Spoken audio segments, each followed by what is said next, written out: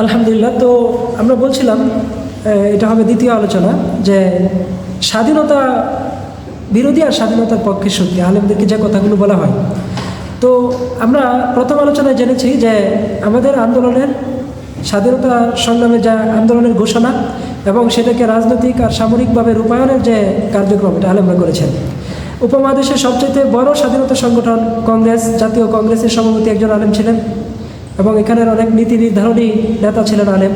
তেমনি উপমহাদেশের পরাধীন আমলের যতগুলো স্বাধীনতা সংগ্রামের সংগঠন ছিল, পাড়া মহল্লা জায়গায় জায়গায় এগুলোর সভাপতি একজন মৌলানা হতেন।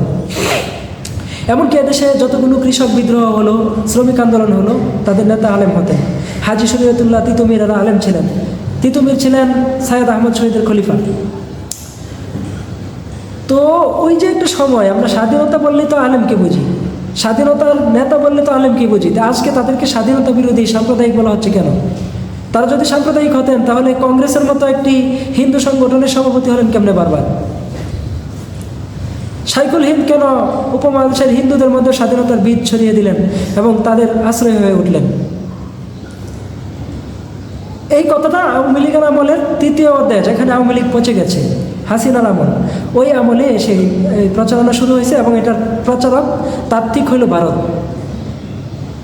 90 সালের পর থেকে নিয়ে এই 34-35 বছরের যে ইতিহাস, এটা হলো ভারতীয় পররাষ্ট্রনীতি বাংলাদেশের মানুষের স্বার্থের বিরুদ্ধে কাজ করে এবং বিশ্বব্যাপী তারা প্রচার করে বাংলাদেশ হইল জঙ্গিবাদের দেশ, ধর্মান্ধ মুসলমানদের দেশ এবং কট্টর মুসলমানের দেশ। এখানে যেন আমেরিকা বা ইউরোপীয়রা বিনিয়োগ না করে, এখানে কোনো ব্যবসায়িক কাজ না করে, বাংলাদেশকে বিচ্ছিন্ন করার জন্য ভারতীয় এই চক্রান্ত। এবং এই চক্রান্তের অন্যতম কৃতদাসী সহায়ক লোক হইল শেখ হাসিনা এবং পরীক্ষিত এক গাদ্দার, যে বাংলাদেশের বিরুদ্ধে, বাংলাদেশের মানুষের বিরুদ্ধে তার দলকে এভাবে সে সাজাইছে এবং তার পরামর্শদাতা ছিল ভারতের এই গোয়েন্দা সংস্থায় তাদেরকে চালাইতো, তাদের সমস্ত নীতি নির্ধারণ করে দিত, এমনকি মুখের ভাষাও ঠিক করে দিত।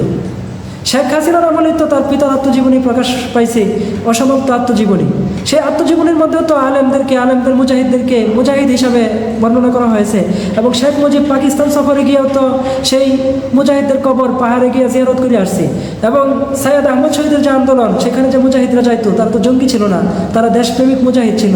শেখ মুজিব সেইভাবেই তাদেরকে লিখছে। তারা স্বাধীনতা আন্দোলনের নেতা ছিল। তাদের এই বাংলাদেশের মানুষ 1200 মাইল পথ পাড়ি দিয়ে গোয়েন্দাদের চোখ ফাঁকি দিয়ে তারা জিহাদ করত। এটা গৌরবের বিষয় ছিল বলে শেখ মুজিব সেটাকে উল্লেখ করছে। কিন্তু হাসিনার আমলে এসে তারা জঙ্গি হয়ে গেছে। আপনি যদি বাংলাদেশে 35 বছর আগে যান, কোথাও কোনো আলেমের নামে জঙ্গি পাবেন না, সন্ত্রাসী পাবেন না, কোনো আলেমকে সাম্প্রদায়িকও পাবেন না। কিন্তু এগুলো চক্রান্ত করে এই হাসিনার আমলে ভারতের কণ্ঠস্বর হয়ে আমাদের সম্পাদকরা, সাংবাদিকরা করছে এবং এই নাটক সাজাইছে জঙ্গিবাদের। কারণ তাদের উদ্দেশ্য হলো আমেরিকা থেকে টাকা আদায় করা, জঙ্গিবাদ দমনের নামে মানুষকে নির্যাতন করে তারা আমেরিকার গ্রহণযোগ্যতা অর্জন করা, সেই সঙ্গে ভারতের স্বার্থকে প্রাধান্য দেওয়া, ভারতের ইচ্ছাকে পরিপূর্ণ করা। না হয় যে জাতির ইতিহাসের প্রত্যেকটা অধ্যায়ে আলেমের নেতৃত্ব ছিল, আলেম ছাড়া যে জাতি পথ চলে নাই, সেই জাতিকে আজকে রাজনৈতিকভাবে স্বাধীনতার প্রত্যেকটা পদক্ষেপে আলেম শূন্য করার পায়তারা করা হয়েছে। বাংলাদেশ স্বাধীন হওয়ার আগে যখন পাকিস্তান আমল ছিল, ভাষা আন্দোলন হলো, 52-এর ভাষা আন্দোলন, সেখানে ছাত্ররা যখন এই ঢাকায় আন্দোলন করছিল রাজপথে, তখন পার্লামেন্টে ঝড় তুলেছিল তো একজন মৌলানা, তার নাম মৌলানা আব্দুর রশিদ তর্কবাগীশ। ছাত্রদের পক্ষে, ভাষার পক্ষে পার্লামেন্টে দাঁড়িয়ে এমন চরম বক্তব্য দেওয়ার পরেও তো ওই মৌলানার সাংসদ পদ বাতিল হয় নাই। কিন্তু আপনারা কি ভাবতে পারেন হাসিনার আমলে কোনো সংসদ সদস্য এভাবে হাসিনার কোনো অন্যায়ের বিরুদ্ধে জনগণের পক্ষে সে কথা বলতে পেরেছে? এরপরে তিনি পার্লামেন্ট ত্যাগ করে ছাত্রদের সাথে মিছিলে যোগ দিয়েছিলেন। আপনারা তো এবারেও 24 সালে মিছিল করেছেন, হাজার হাজার, আপনাদের বুকের গুলি চালিয়ে রক্তাক্ত করা হয়েছে। হাসিনার পার্লামেন্টের কোনো এমপি মন্ত্রী কি পেরেছে আপনাদের পক্ষে কথা বলতে বা মাঠে এসে দাঁড়াইতে? তাহলে বাংলাদেশ প্রেক্ষাপটের রচনা তো আলেমরা করছে। আওয়ামী লীগের জন্মকে দিছে, আওয়ামী লীগের জন্ম তো একজন আলেম দিছে, মৌলানা আব্দুল হামিদ খান বাসানী। পরবর্তী সভাপতি মৌলানা তর্কবাগীশ, এরপরে সেক্রেটারি ছিলেন একজন মৌলভী শামসুল হক। এরপরে দ্বিতীয় পর্যায়ে না তো হলো সোহরাওয়ার্দী, দ্বিতীয় পর্যায়ে না তো হলো শেখ মুজিব, তৃতীয় পর্যায়ে হাসিনার আমলে এসে সব ধ্বংস হয়ে গেছে। কারণ তারা দেশের চাইতে ভারতকে বড় মনে করেছে এবং সে হাসিনার ব্যক্তিগতভাবে বখতিয়ার খিলজির অনুসারী হওয়ার চাইতে সে লক্ষণ সেনের অনুসারী হতে ভালোবেসেছে। এই জন্য আজকে আওয়ামী লীগের দুরবস্থা। আওয়ামী লীগের সাধারণ কর্মীদের কাজ কি? তারা মুসলমানের সন্তান। আমি বলবো এই দল যখন ধর্ম ত্যাগ করেছে, ধর্মের বিরুদ্ধে অবস্থান নিয়েছে, জাতীয়তা ত্যাগ করেছে, দেশের স্বার্থকে ত্যাগ করেছে, আপনারা এই দল ত্যাগ করুন, করে নিজের আসল যে ঐতিহ্য আওয়ামী মুসলিম লীগ আবার গঠন করেন, না হয় দেশের প্রকৃত কোনো দেশপ্রেমিক সংগঠনে যোগ দিয়া দেশের খেদমত করেন, এবং যারা পচে গেছে এদের সাথে মিশে আপনারা নিজেরা পচবেন না, আপনাদের সম্মান, ঐতিহ্য, পারিবারিক মর্যাদা নষ্ট করবেন না। তো আমি সর্বশেষ বলতে চাই, স্বাধীনতা মানে হলো আলেম সমাজ। আলেমরা স্বাধীনতা শিখছে বলেই ব্রিটিশের অধীনে কোনো চাকরি করে নাই। ব্রিটিশ আমলে কি দেওবন্দ মাদ্রাসাকে স্বীকৃতি দিতে চায় নাই? দেওবন্দি আলেমদেরকে হাজার হাজার টাকা বেতন দিয়া তাদের আলিয়া মাদ্রাসা অথবা তাদের যে বিভিন্ন কলেজ ছিল, কলেজের ইসলামিক বিভাগের শিক্ষক হিসাবে তাদেরকে প্রস্তাব করে নাই? তারা তো আসে নাই। তারা উপবাস থেকেছে, ক্রমাগত দারিদ্র্যকে বরণ করেছে, তবু জনগণের কাতারে থেকেছে, কিন্তু কোনো সাম্রাজ্যবাদের দালাল হয় নাই, দালালি করে নাই। তাহলে তারা কেন হবে স্বাধীনতা বিরোধী, দেশ বিরোধী? বরং যারা আজকে তাদেরকে দেশ বিরোধী তকমা লাগিয়েছিল, স্বাধীনতা বিরোধী বলেছিল, জঙ্গি সন্ত্রাসী বলেছিল, ওরাই হলো প্রকৃত সন্ত্রাসী, প্রকৃত জঙ্গি, প্রকৃত স্বাধীনতা বিরোধী, প্রকৃত দেশ বিরোধী শক্তি, যেটা এখন এই বিপ্লবের পরে একদম পরিষ্কার হয়ে গেছে। আমি আশা করব বর্তমান বিপ্লবী সরকার যেন তাদের এই কুকর্মগুলোকে প্রকাশ করে, যার দ্বারা এটা দিনের মতো দেশের প্রজন্মের সামনে পরিষ্কার হয়ে যায় যে এই দলটা, এই দলের সহযোগী যতগুলো দল ছিল যারা এই 16 বছর বাংলাদেশের মানুষকে নির্যাতন করেছে, এরাই ছিল প্রকৃতপক্ষে ব্রিটিশের দালাল, সাম্রাজ্যবাদের দালাল, কলিকাতার জমিদারদের গোলাম, এবং এদেশের রাজনীতি, সংস্কৃতি, ধর্মীয় কৃষ্টি এবং বিশ্বাসের বিরুদ্ধে অবস্থান করা জাতীয় বেঈমান এবং মির্জাফর। সম্মানিত বন্ধুগণ, আমি আপনাদেরকে ইতিহাসের পাঠ আবার গ্রহণ করতে বলবো।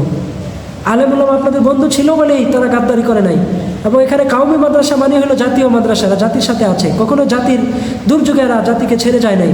জাতির ইমান, আকিদা, কৃষ্টি, কালচার পাহারা দেওয়ার জন্য এরা যে কোনো সময় আত্মত্যাগের জন্য প্রস্তুত ছিল, আছে। আপনারা এই মাদ্রাসাগুলোকে বুকে আগলে রাখবেন। এই মাদ্রাসার বিরুদ্ধে বিগত 16 বছরের যে ষড়যন্ত্র হয়েছে তা মেনে নেওয়া যায় না। এবং আমেরিকা সাম্রাজ্যবাদী শক্তি আফগানিস্তানে হামলা করে তারা মাদ্রাসার ছাত্রদের দ্বারা প্রতিহতের শিকার হয়। এ কারণে তারা মাদ্রাসা নিয়ে ভাবতে থাকে, এবং সেই আমেরিকাকেও ডেকে এনেছে এই আওয়ামী লীগের মতো এই দালাল দলগুলো। তারা সবসময় চেয়েছে এই ধরনের পরাশক্তিকে বাংলাদেশের মানুষের বিরুদ্ধে, এদেশের শান্তিপ্রিয় আলেমদেরকে জঙ্গি হিসেবে দেখায়া এদের বিরুদ্ধে অবস্থান তৈরি করে তারা যুগ যুগ ধরে ক্ষমতায় থাকবে। এই কূটনৈতিক রাজনৈতিক ষড়যন্ত্রগুলো আমাদের বুঝতে হবে। এটা বুঝতে পারলেই আমরা বুঝতে পারবো আমাদের জাতির প্রকৃত বন্ধুকে আর প্রকৃত শত্রুকে, সম্প্রদায় নিয়ে কারা খেলে এবং প্রকৃত সাম্প্রদায়িক জঘন্য কাজগুলো কারা করে। বাংলাদেশের কোনো আলেম সাম্প্রদায়িক ছিলেন না। এই আলেমরা যুগ যুগ ধরে দেশে যারা ইসলাম প্রচার করেছিলেন, শাহ জালাল রহমতুল্লাহি আলাই, রুমি রহমতুল্লাহি আলাই, জালালউদ্দিন তাবরিজি রহমতুল্লাহি আলাই, এবং এই সোনারগাঁয়ের যে ইসলামিক কৃষ্টি কালচার পাল্টানোর জন্য বাংলাদেশের বৃহত্তর ভূমিকা রেখেছেন যে এই সোনারগাঁয়ের যে বড় এক শায়েখ আবু তাওয়ামা রহমতুল্লাহি আলাই, তাদেরই উত্তরসূরি হলো আমাদের আলেম সমাজ। ওই সমস্ত আলেম দেশে এসে একদিকে ইসলাম প্রচার করতেন, আরেক দিক দিয়ে অত্যাচারের বিরুদ্ধে লড়াই করেছিলেন। আবার তারা লঙ্গরখানা খুলে হাজার হাজার মানুষের জীবিকার জন্য সহযোগিতা করতেন, তাদের খাবার দাবার, জীবিকা, বেঁচে থাকার অধিকার আদায়ের জন্য নিয়মিত সহযোগিতা করতেন। তো আমাদের আলেমরা তাদেরই অনুসারী, এজন্যই তারা নিজেদেরকে বিক্রি করে নাই, কোনো শাসক শ্রেণীর কাছেও বিক্রি হয় নাই, এবং নিজেদের সুযোগ সুবিধার জন্য তারা নিজেদেরকে বিক্রি করে দিয়ে জাতির বিরুদ্ধে অবস্থান নেয় নাই।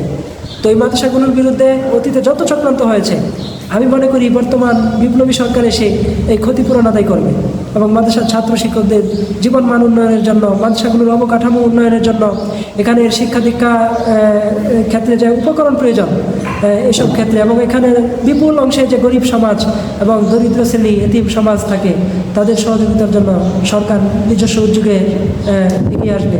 পাশাপাশি এদেশের বিত্তবান সমাজ এবং সুশীল সমাজ, ধনী সমাজ, ব্যবসায়ী সমাজ এগিয়ে আসবে, আর তারা এতদিন যে ভুল বোঝানো হয়েছিল সেখান থেকে বের হয়ে আসবে। আমরা আশাবাদী। আল্লাহ তাআলা আমাদেরকে তৌফিক দান করুন। ওয়া আখিরু দাওয়ানা আলহামদুলিল্লাহি রাব্বিল আলামিন।